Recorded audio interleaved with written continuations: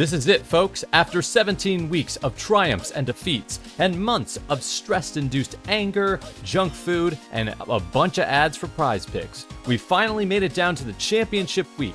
It's either you or your opponent to win it all. But that doesn't mean that your roster is going to be perfect. There's going to be holes all over the place, and maybe after this week, you need to fill a roster spot or two. Maybe you need to look at the waiver wire one last time. And that's what we're here for. I'm Kyle Frithen, and I'll help you out with the final championship week of the waiver wire. Let's go over the running backs, and it's most likely that you might be in a position where you might need a running back to start this week. Maybe Quinshon Judkins just got hurt this week and you need a fill-in. There's a couple guys that you can look for. The first guy I would suggest first and foremost, Blake Corum. I've been singing his name a few weeks now. He is just very good and very reliable right now. You know he's going to get a consistent target share with Kyren Williams, a very safe run game with the Rams on a great offense, and you know he's going to be in position to get touchdowns.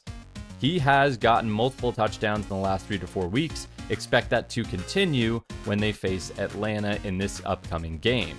Now, you might consider this cheating because I'm putting 2 running backs on here instead of 1, but this is my list, and I'm going to choose to put both of the Commanders' running backs, both Ja'Cory Cross-Merritt and Chris Rodriguez. I think either one of them could have a pretty decent game this week. They're going up against Dallas. It's a divisional matchup. You know the Commanders are not going to take a divisional matchup lightly, even though they realistically don't have anything to play for right now. Between the two, I probably would take Chris Rodriguez first. He's more likely to be there on the waiver wire anyways, but I would take him over the fact he's slightly more efficient with his touches, and it seemed like in the last game, he got more touches than Ja'Cory Cross-Merritt. But either one of these guys, if you're looking to fill out that last spot on your running back depth chart, if you need a spot starter desperately for this week, I'd go for either one of them. If they don't really suit what you're looking for, then maybe try to look for a direct replacement for Judkins with the backups. Try to look for Dylan Sampson if he's healthy, and if he's not, you might have to take a shot on someone like Rocket Sanders. Now, if somehow you're going into the final game and you need to figure out who your quarterback is going to be, there's likely going to be one name on the waiver wire that stands out among all the others. One that will likely be there and your best possible option. That is going to be Saints quarterback Tyler Shuck. He's 11% owned in fantasy leagues, this is going off of ESPN statistics, but I really like the matchup here. He's going up against Tennessee this week. And in the last few weeks, he's actually done pretty well. He's been pretty consistent. He relies a bit on his running ability as well, which gives him a bit more of a safer floor.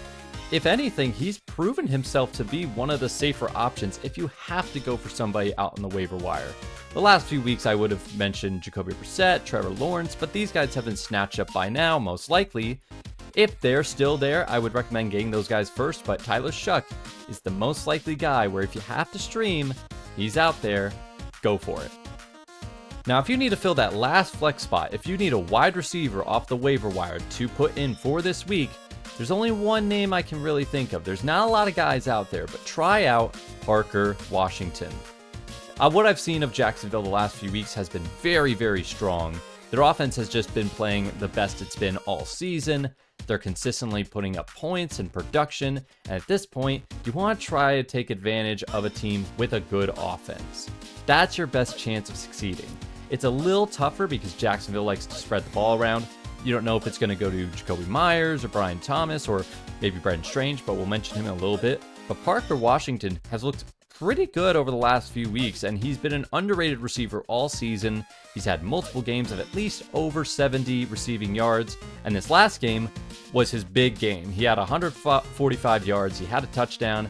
If there's a guy you have to take a chance on, take a chance on him. They're also playing against Indianapolis this week, and historically, Jacksonville just plays very well against the Colts, whether they're at home or away. Now let's go for one more player, and let's go for a tight end. There's not one standout tight end that you have to stream for this week.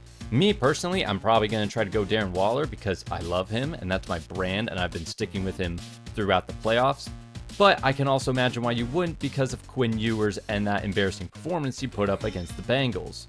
So if there was one option I would take, I'd go back to the Jaguars and look at Brendan Strange.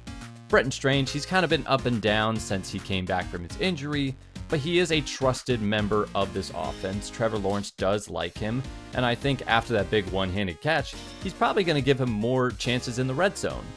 If there's a week where he does well, hopefully this upcoming week against the Colts is that week. And that is going to be all. Thank you so much for watching. Leave a comment down below of who you're starting going into this final championship week. Did you make it to the finals? If you didn't, who screwed you over? Are there any players where you just are definitely not going to start them for the finals? Let us know. Comment any of these down below. Thank you so much. In a complex fantasy world, just remember to stay simple. God bless everyone.